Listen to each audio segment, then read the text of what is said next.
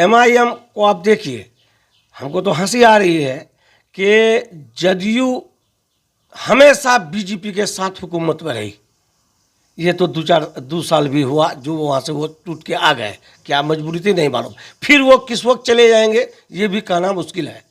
लेकिन आज जदयू वाले नेता एमआईएम को बी टीम कह रहा है, जबकि वो खुद बीजेपी में शामिल है और उसमें शामिल रह कर के 18-19 साल आप राज किए और बिहार में बीजेपी को फलने फूलने का मौका कौन दिया? ये जदयू वाले दिए। बिहार में बीजेपी था कहाँ? इनको लाने का और आज जो फूलने फलने का मौका दिया है, ये सारा का श्रेय जदयू वाले को जा रहा है, माननीय नीतीश कुमार को जा रहा है। आप अपना स्वार्थ के खातिर आज उनके साथ छोड़ के इधर आ गए हैं, न जाने किस वक्त आप फिर किधर जाएंगे कहना मुश्किल है। पलटू राम से आप वाकिफ हैं, लेकिन उनके लोग, उनके नेता, महागठबंधन के लोग हमको बी टीम कह रहा है, जबकि वो खुदे बीजेपी है। 36 का आंकड़ा क्यों नहीं होगा? आज तक कोई भी यहाँ पर जीत के गया है, वहाँ पर हाँ में हाँ मिल करके सत्ता में बैठ के मलाई खाया है। एमआईएम ही वाहिद पार्टी है जो यहाँ का ज्वलंत समस्या को उठाता है और सरकार को सोचने पर मजबूर भी करता है। आज आप हाल फिलहाल में देखते होंगे कई घटनाएं हुई, कोई भी महागठबंधन के नेता कुछ नहीं बोले, लेकिन एमआईएम है जो जाके किसी का मॉब लिंचिंग होता है वहाँ पर आवाज़ उठाएगा कौन? तो एमआईएम। किसी का इज्जत व आबरू लूटता है किसी बच्ची का, उसका आवाज़ कौन उठाएगा? एमआईएम। पुल पुलिया सीमांचल का पिछड़ापन का कौन आवाज़ उठाएगा? एमआईएम वाले लोग। तो भाई हम तो सरकार के आंखों में आंख डाल के बात करेंगे और ऐसी बात जो वाकई जमीनी सतह पे सही है, यहाँ तक आज तक कोई उनका बात उन तक पहुँचाने का हिम्मत नहीं जुटा पा रहा था। यही लोग गए हैं, क्या कह के गए थे कि हमको बोलने का मौका नहीं दिया जाता है, काम नहीं होता है इलाका में, हम वहाँ चले जाएंगे तो हमको बोलने का मौका मिलेगा, अपना यहाँ का समस्या को उजागर करने का मौका मिलेगा, हम सरकार में रहेंगे, ज़्यादा काम करेंगे। आज आप देख रहे हैं कोई भी वहाँ से विधानसभा में नजर आ रहा है बोलते हुए आपको? कभी भी आपने पत्र का क्या कहते हैं, कहीं भी प्रेस कॉन्फ्रेंस किया, कहीं भी आवाज़ उठाया कि नहीं हमारे इलाके में का है रुकनुद्दीन साहब है, उनके यहाँ समस्या नहीं है, हमारे अंजार नेमी साहब का नहीं है, हमारे कोचा धामन के यहाँ सैलाब पुल पुलिया का मामला नहीं है? हर जगह है। लेकिन जिस जगह ये लोग गए हैं वहाँ बोल के दिखाए, जब भी बोलेगा उसको निकाल दिया जाएगा। चुप रहने के लिए ये लोग वहाँ गया है और चुप है, विकास क्या होगा वो आप और हम देख रहे हैं। एमआईएम ही है जो यहाँ का सही आंकड़ा सरकार के आंखों के सामने में रखता है और आंख से आंख मिला करके बात करता है और सरकार को मजबूर करेगा। और यकीन जानिए यहाँ का जो जरूरी काम है वो होके रहेगा, एमआईएम के वजह से होगा। ये बात सुन लीजिए। अब आप देखिए ये नाइंसाफी नहीं है, टैक्स का पैसा हमारा है। अब गंगा में हर 5 किलोमीटर पे बड़ी बड़ी पुल 3000 करोड़ 4000 करोड़ न जाने कितना करोड़ की पुलें बनती है, और हमारे यहाँ एक पुल को बनने में 10 साल 15 साल लग जाता, पुल नहीं होता है। क्या वजह है? 5 किलोमीटर की दूरी को 50 किलोमीटर दूरी तय करके लोगों को मुख्यालय जाना पड़ता है।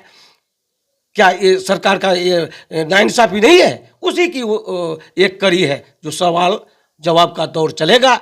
और यहाँ की जो नाइंसाफी हुई है, हकमारी हुई सीमांचल की, हम उस बात को लेकर आगे बढ़ रहे हैं। हमारा नेता आ रहे हैं, इसी समस्या को उजागर करने के लिए आ रहे हैं। क्या पहले जैसा उसको जनाधार मिलेगा या जनाधार में कुछ गिरावट आ सकता है? देखिए, नेता भाग सकता है, अवाम आज भी उसी जगह अपनी जगह में खड़े हैं। हम कहते हैं आखिर यहाँ पर एमआईएम को 5 सीट मिली थी, ये किसकी मेहरबानी थी? ये तो एक एक जनता का एतमाद का वोट था। हमारे बैरिस्टर असदुद्दीन अवैसी का खून पसीना का वोट था। अब्दुल ईमान साहब का मेहनत और कोशिशों का नतीजा था जो 5 सीट निकाल लोगों ने एतमाद किया इन लोगों पर और वोट दिए, और आज ये लोग विधायक बने हैं। इन लोगों ने सबके भरोसा को तोड़ा है। आज अवाम के बीच ये जा नहीं सकता है। और याद रखिए, चुनाव आने में देर नहीं लगी, ये वक्त है, ये भी कट जाएगा। समय पर इन लोगों को सूद समेत अवाम अपना जवाब देगा। यकीन जानिए, इन लोगों को जगह नहीं मिलेगी पैर रखने का, याद रखिए आप। जिस तरह से ये दौरा लोकसभा किशनगंज लोकसभा में ही है, क्या इस दौरे से एक रणनीति तैयार होगा फिर से एमआईएम के लिए? देखिए, हमारे यहाँ के ऊपर तो हमारा जनता हमारे साथ है, हमारे कार्यकर्ता हमारे साथ है, नेता लोग अपना ईमान बेच के चले गए। लोगों में तो वही कदर वो कीमत है, असदुद्दीन ओवैसी साहब का कदर कीमत में कोई कमी नहीं आई है। आज भी लोग दिलों में उनको बसाते हैं, दुआओं में याद रखते हैं, हाथों हाथ लेते हैं। देख लीजिएगा दौरा में लोगों का जन सैलाब देख लीजिएगा आप। मौजूदा सांसद और अख्तरुल इमान के बीच आपको क्या लगता है कि उनके कारनामे से क्या डिफरेंस दोनों में लगता है? हम कहते हैं कि अब वक्त आ रहा है लोकसभा का चुनाव का। आप 5 साल रहे, 5 साल में आपने क्या किया, अवामों के बीच में आप कितने दिन रहे, इसका सवाल जवाब तो देखिए अख्तरुल इमान साहब तो अवामों के बीच हमेशा रहते हैं और यहाँ का जो सवाल उठाना चाहिए, जो समस्याओं को उजागर करना चाहिए एमपी को, वो हमारे अख्तरुल इमान साहब कर रहे हैं, ओवैसी साहब उठा रहे हैं। वो तो बस वहाँ बैठ करके दिल्ली में रहते हैं, बीच बीच में एम्स का बात करते हैं, बस यही सब करते हैं और कुछ तो करते नहीं है। कहाँ है अवामों के बीच, कौन जानता है? आज कुछ लोग बोलते हैं, ये तो नहीं, कुछ लोग शायद गुमराह करने के लिए बोलते होंगे कि सवाल करने से क्या फ़ायदा होता है। हम आपके जुबान से जानते हैं कि आप क्या इसको समझते हैं, विधानसभा हो या लोकसभा? हम कहते हैं कि आखिर विधानसभा और लोकसभा लोग चुन के जाते क्या करने के लिए? सोने के लिए जाते हैं? वहाँ आपको सोने की जगह है? वहाँ तो आपको अपना हक लेना पड़ेगा और वहाँ सदन में आपको चर्चा करना पड़ेगा कि भाई हमारे क्षेत्र में ये समस्या है, और जब तक बोलिएगा नहीं तब तक होगा नहीं। तो ये तो बोलने ही पर ही होता है, बिन बोले कौन जी होता है? आपको लग रहा है कि अब जो सीमांचल का मुद्दा हो लोकसभा में ही उठे?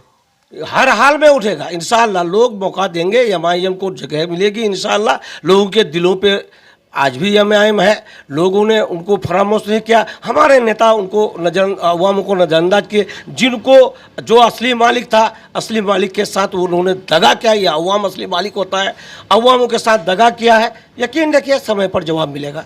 बस फाइनल इस बार लोकसभा जीतेंगे अख्तरुल इमान? इंशाअल्लाह जीतेंगे और अच्छे हालात में जीतेंगे, इंशाअल्लाह जीतेंगे। कब आ रहे हैं आपके यहाँ? 18 और 19 2 दिवसीय दौरा है और सीमांचल की अधिकार रैली यात्रा के नाम पे चल रहा है। यहाँ पर जो हक हकूक और नाइंसाफ़ी हुई है, क्या कहते हैं, सीमांचल में, उसी पर आधारित ये प्रोग्राम है जी।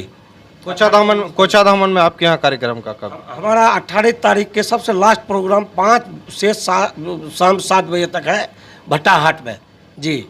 चलिए दोस्तों, पूर्व मुखिया जफर असलम साहब हमारे साथ बातचीत कर रहे थे और पूरा चर्चा किए कि लोकसभा चुनाव का क्या समीकरण रहा, और असदुद्दीन ओवैसी साहब के दौरे को लेकर हम बातचीत किए।